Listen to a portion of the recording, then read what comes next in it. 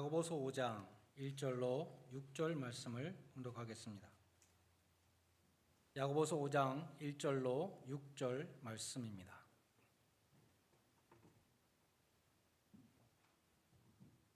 들으라 부한 자들아, 너희에게 임할 고생으로 말미암아 울고 통곡하라. 너희 재물은 썩었고 너희 옷은 좀 먹었으며 너희 금과 은은 녹이 슬었으니 이 녹이 너희에게 증거가 되며 불같이 너희 살을 먹으리라. 너희가 말세에 재물을 쌓았도다. 보라, 너희 밭에서 추수한 품꾼에게 주지 아니한 삭시 소리 지르며 그 추수한 자의 우는 소리가 만군의 주의 귀에 들렸느니라. 너희가 땅에서 사치하고 방종하여 살육의 날에 너희 마음을 살찌게 하였도다. 너희는 의인을 정죄하고 죽였으나 그는 너희에게 대항하지 아니하였느니라. 아멘. 오늘은 부자에 대한 경고입니다.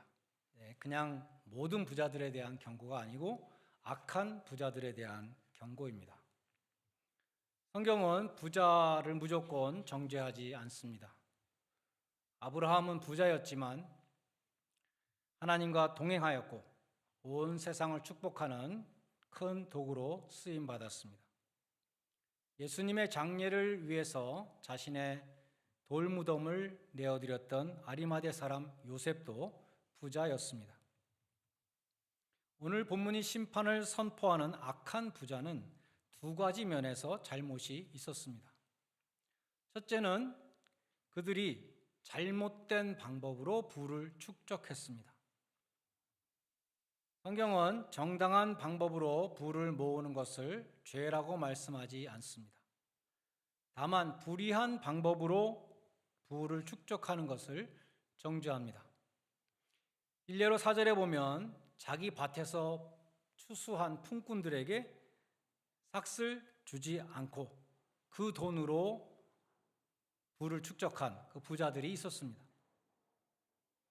모세의 율법도 품꾼의 삭은 미루지 말고 당일에 주라 이렇게 규정했습니다. 신명기 24장에 보면 곤궁하고 비난한 품꾼은 너희 형제이든지 내 땅에 우거하는 객이든지 그를 학대하지 말며 그 품삯을 당일에 주고 해질 때까지 미루지 마라. 이는 그가 가난함으로 그 품삯을 간절히 바람이라. 그가 너를 여호와께 호소하지 않게 하라. 그렇지 않으면 그것이 내게 죄가 될 것임이라. 아모스 선지자는 가난한 자를 착취해서 사치한 생활을 즐기던 당시의 그 지배층들을 향해서 준엄한 심판을 선포했습니다. 도적질로 부를 축적하는 것은 십계명을 어기는 것이고 하나님의 심판을 부르는 것입니다. 오늘 본문 3절에 보면 불의한 재물이 불같이 너희 살을 먹을 것이다. 심판을 말씀합니다. 5절에 보면 사치한 사람들을 돼지에 비교합니다. 돼지가 잡혀 먹기 위해서 막 살을 찌우는 것처럼 그들은 살육의 날, 곧 심판의 날을 위해서 그 마음을 교만으로 살찌웠다. 이렇게 말씀합니다. 오늘 본문 6절은 불의한 방법으로 부를 축적하는 또 한 가지 예를 듭니다. 그것은 의인을 정죄하고 죽이기까지 하면서 부를 축적하는 사람도 있다는 것입니다. 열왕기상 21장에 나봇의 포도원 이야기가 나옵니다. 아합 왕의 궁전 옆에 나봇이라는 사람이 아주 아름다운 포도원을 소유하고 있었습니다. 아합 왕은 나봇의 포도원이 탐났습니다. 다른 포도원 많이 있지만 자기에게도 포도원이 있지만 꼭 나봇의 포도원을 갖고 싶었습니다. 그래서 나봇에게 팔라고 합니다. 그러나 나봇은 조상 대대로 물려받은 기업이기 때문에 팔 수 없다라고 거절합니다. 아합 왕은 속이 상해서 밥도 먹지 않고 자리에 드러누게 됩니다. 아합 왕에게는 아주 탐욕스럽고 사악한 이세벨이라는 부인이 있었죠. 이세벨이 와서 묻습니다. 왕이여, 무슨 걱정이 그렇게 많아서 식사도 안 하십니까? 아합이 대답하기를 내가 나봇의 포도원을 갖고 싶은데 그가 팔지를 않기 때문이다. 이세벨은 걱정하지 말라고 하면서 내가 그 포도원을 당신의 것으로 만들어 주겠다고 장담합니다. 그리고 무슨 짓을 했습니까? 2명의 거짓 증인을 세워서 나봇이 하나님과 왕을 저주했다, 이렇게 엉뚱한 증언을 하게 해서 재판에서 그를 돌로 쳐 죽이게 됩니다. 그래서 아합은 값도 치르지 않고 나봇의 포도원을 취했다는 것입니다. 이 모든 죄가 그 출발점은 아합 왕의 탐심이었습니다. 탐심 때문에 거짓 증인을 세우게 되었고, 탐심 때문에 죄 없는 사람을 죽였고, 탐심 때문에 남의 재산을 탈취했습니다. 하나님이 엘리야를 보내서 아합 왕과 이세벨에게 심판을 선포합니다. 그들의 시체를 개들과 공중의 새들이 먹을 것이라고 선포합니다. 그러한 하나님의 혹독한 심판과 저주를 자초한 그들의 죄악들이 다 어디서부터 시작되었는가? 바로 탐심이었습니다. 십계명은 제일 마지막에 보면 내 이웃의 소유를 탐하지 말라라고 말씀합니다. 오늘 본문이 말씀하는 그 악한 부자는 첫 번째로 그처럼 악한 방법으로, 죄악된 방법으로 부를 모은 부자들입니다. 두 번째 잘못은, 이 악한 부자들은 자신을 위해서 부를 쌓아둔 사람들입니다. 성경은 저축을 정죄하지 않지만 돈을 사랑하는 마음으로, 그 욕심으로 쌓아두는 것을 정죄합니다. 마태복음 6장에서 예수님이 너희를 위하여 보물을 땅에 쌓지 말라. 거기는 좀과 동록이 해하여 도둑이 구멍을 뚫고 도둑질하느니라. 오직 너희를 위하여 보물을 하늘에 쌓아두라. 거기는 좀이나 동록이 해하지 못하며 도둑이 구멍을 뚫지도 못하고 도적질도 못하느니라. 오늘 본문에 보면 이 부자들이 얼마나 구두쇠였는지 금과 은이 녹이 쓸 정도로 오랫동안 쌓아두고 있었습니다. 설교를 준비하면서 해티 그린이라는 구두쇠 할머니의 이야기를 읽었습니다. 이 해티 그린은 오랫동안 미국 최고의 구두쇠로 불렸습니다. 그녀가 1915년 죽었을 때에 100밀리언 상당의 재산을 남겼는데, 당시로서는 굉장히 큰 금액이었습니다. 오늘날도 큰 금액이죠. 그러나 그녀는 너무나 구두쇠였기에 물 끓이는 비용을 아끼려고 차가운 오트밀을 먹었습니다. 그녀의 아들이 다리에 큰 부상을 입었을 때에 그녀는 그 아들의 다리를 공짜로 고쳐줄 수 있는 진료소를 찾아다니다가 시간이 너무 많이 흘러서 그 다리가 썩게 되었고, 그래서 그 아들은 다리를 절단해야 했습니다. 그녀는 홀밀크보다 값이 싼 스킴밀크가 더 좋은 우유다라고 막 어떤 사람하고 열을 올리면서 우기다가 뇌졸중을 일으켜서 자신의 죽음을 앞당겼다고 합니다. 한때 그녀는 미국에서 최고의 부자였습니다. 그녀의 부동산은 65밀리언에서 100밀리언에 상당했습니다. 그녀가 부동산과 주식과 채권 등으로 얻는 수입은 1분의 5불, 1시간에 300불이었습니다. 그럼에도 해티는 그녀의 청소부보다도 더 가난하게 살았습니다. 예를 들자면 그는 살을 애는 뉴욕의 그 추위를 이기기 위해서 얇고 헤어진 옷을 신문지로 패딩을 했습니다.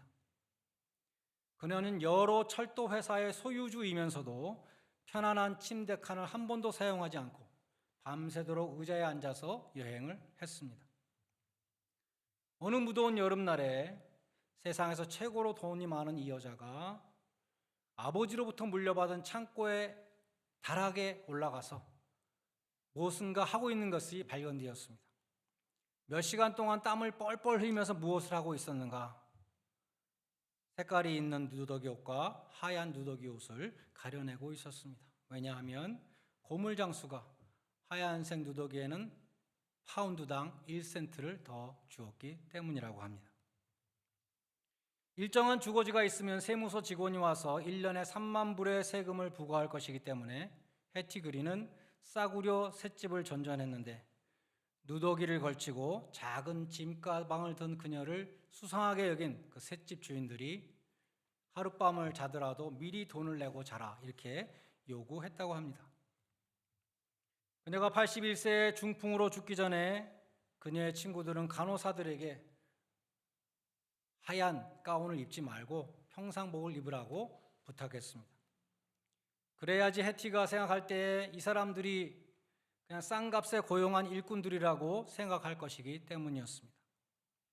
만약 그들이 잘 훈련된 비싼 간호사들이라고 생각했다면 그녀는 평안히 죽지 못했을 것입니다. 이것이 돈을 너무나 사랑한 해티 그린의 일생이었습니다. 디모데전서 6장 17절 18절은 말씀합니다.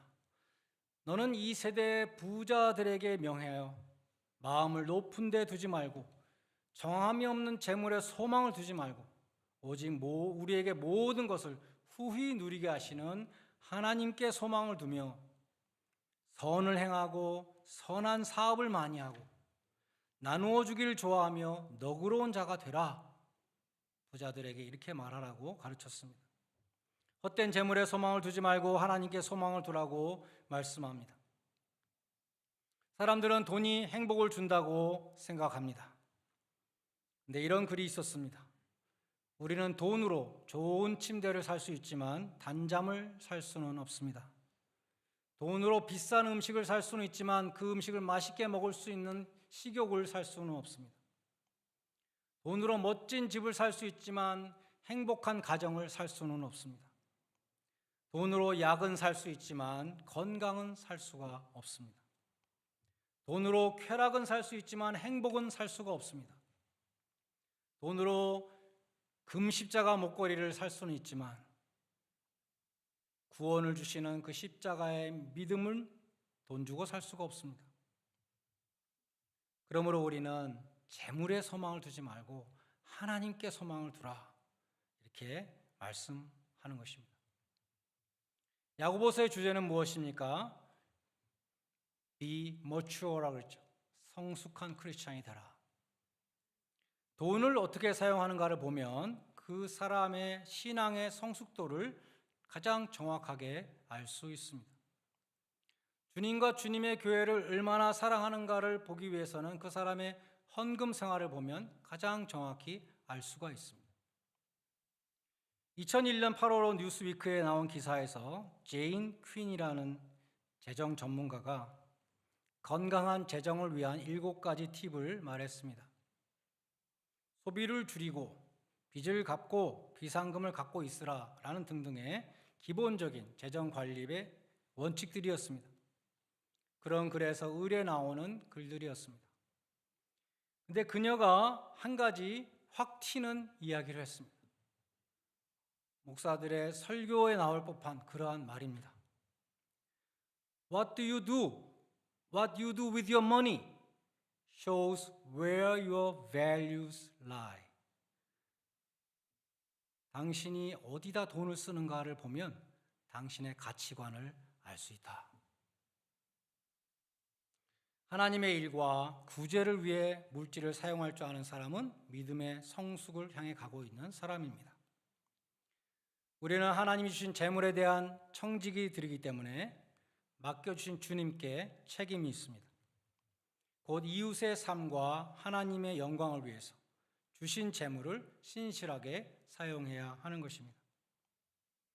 여러분은 록펠러 이야기를 익히 들으셨을 것입니다. 존 록펠러. 이분이 50세에 세계 제1의 갑부가 되었습니다. 그러나 그의 신체는 너무나 약해서 시력이 극히 약하였고 그 많은 돈을 가지고도 하루 종일 우유 한 잔을 제대로 마시지 못하고 토스트 반쪽밖에 먹지 못했다고 합니다. 의사들이 이제 더 이상 생명을 지탱하기 힘들다고 이야기했고 각 언론사들은 이 사람이 죽었을 때를 대비해서 그 사람에 대한 기사를 다 준비하고 있었다고 합니다. 그런데 하루는 그가 휠체어를 타고 병실에서 이동을 하는데 가까스로 정신을 차려보니까 병원 로비에 큰 글자가 가물가물거리며 눈에 들어왔습니다. 그 글은 사도행전 20장 35절 예수님께서 하신 말씀입니다. 주는 것이 받는 것보다 복이 있다. 주는 것이 받는 것보다 복이 있다. 록펠러는 경건한 어머니 밑에서 자랐습니다. 그 어머니가 록펠러에게 어떠한 신앙 교육을 시켰는가? 그 아들에게 준 십계명에 잘 나타나 있죠. 록펠러 어머니의 십계명 유명하지 않습니까? 예를 들면 이런 것들입니다. 주일 예배는 본교에서 드려라. 아무리 네가 바빠도. 목사님을 잘 섬겨라.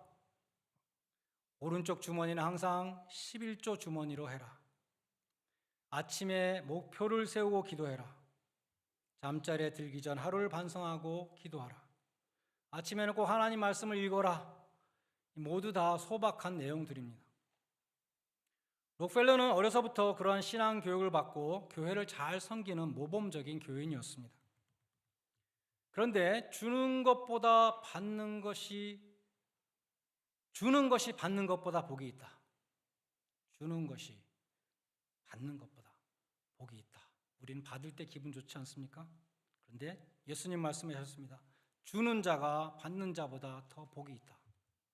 이 말씀이 들어오자 깊은 생각에 잠겼습니다. 자기가 지금까지 다른 사람에게 베풀어 준 것이 너무나 없었다는 것을 깨닫게 되었습니다. 그래서 록펠러는 자기가 입원하고 있던 그 병원에서 어떤 소녀가 병원비가 없어서 지금 치료를 받지 못하는 그러한 위기에 처한 상황을 알게 되고 아무도 모르게 그 소녀를 도와주기 시작했습니다. 그리고 그 소녀가 죽을 병에서 고침을 받고 살아나는 모습을 지켜보았습니다. 그는 그때 그 느낀 그 보람에 대해서 나는 내 평생에 처음으로 이렇게 넘치는 기쁨의 삶이 있다는 것을 알게 되었다. 이렇게 기록하고 있습니다. 그 일이 있은 후로 그는 돌아다니면서 자신이 도와줄 사람이 없는가를 살피게 되었고 건강을 회복하고 98세를 살았습니다. 1839년에 태어나서 1937년에 죽었습니다. 그는 이렇게 말했습니다. 내 생애는 둘로 갈라진다. 처음 50년은 쓸모없는 삶이었고 나머지 가치 있게 살았던 삶의 후반부의 삶이었다는 것입니다. 그가 설립한 록펠러 재단은 지금도 전 세계의 어려운 곳들을 계속 지원하고 있습니다. 주는 자가 받는 자보다 복이 있습니다. 록펠러가 그 소녀보다 더 복이 있는 자입니다. 어떤 사람이 복된 사람입니까? 하나님께 받는 자보다 하나님께 드리는 자입니다. 이웃에게 받는 자보다 이웃에게 베푸는 자가 복된 자입니다. 오늘 본문을 읽고 저 같은 사람이 이렇게 생각할지 모르겠습니다. 나는 부자가 아니니까 이 말씀은 나하고 상관이 없다. 나는 녹이 쓸도록 비축한 은과 금이 없다. 나는 사치품이 하나도 없다. 그러니까 나하고 상관없어. 과연 그럴까요? 2002년에 나왔던 세계가 만일 100명의 마을이라면 이라는 책이 있습니다. 이 책은 전 세계 인구를 100명의 마을로 축소해서 경제적, 문화적 상태를 비교한 것입니다. 그 중에 부와 관련된 부분에 이런 내용이 있었습니다. 세계가 만일 100명의 마을이라면 20명은 영양실조요, 1명은 죽기 직전이다. 굶어 죽기 직전이다. 80명은 수준 이하의 주거 환경에 살고 있다. 상수도 하수도 없는 곳이 너무나 많죠. 자가용을 가진 사람은 100명 중 7명 안에 드는 부자입니다. 100명 중에 단 1명만 대학교 교육을 받았습니다.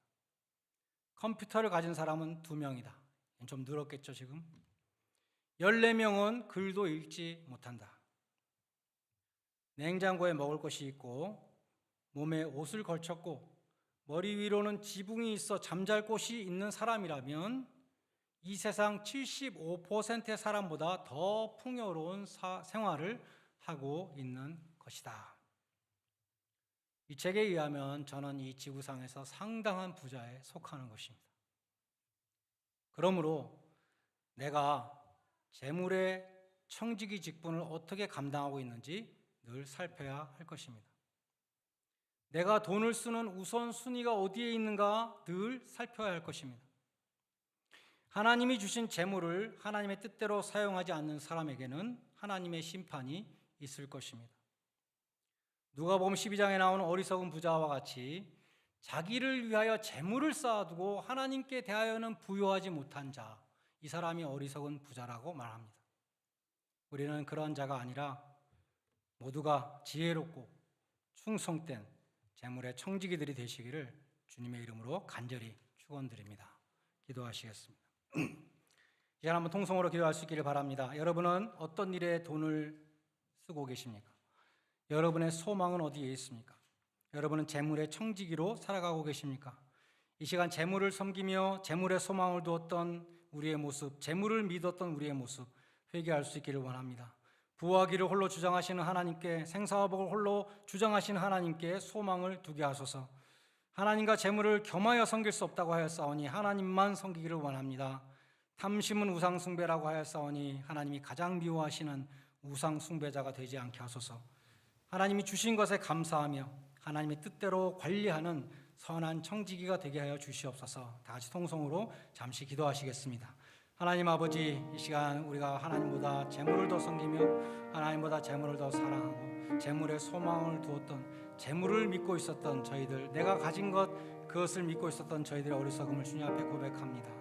아버지, 부와 기를 홀로 주장하시며 생사화복을 홀로 주장하시는 그 하나님께 소망을 둘 수 있도록 도와주시고, 하나님께서 나에게 주신 것을 잘 관리할 수 있는 선한 청지기로 살아갈 수 있는 저희들 될 수 있도록 인도해 주시옵소서. 나를 위하여 재물을 쌓는 자가 되지 않도록 도와주시고 하나님의 영광과 이웃을 위해서 베풀 수 있는 자 되게 하여 주시길 원합니다. 주는 자가 받는 자보다 복이 있다고 하였사오니 주는 자가 되게 하여 주시옵시고 베푸는 자가 되게 하여 주시고 너그러운 자가 되게 하여 주시옵소서.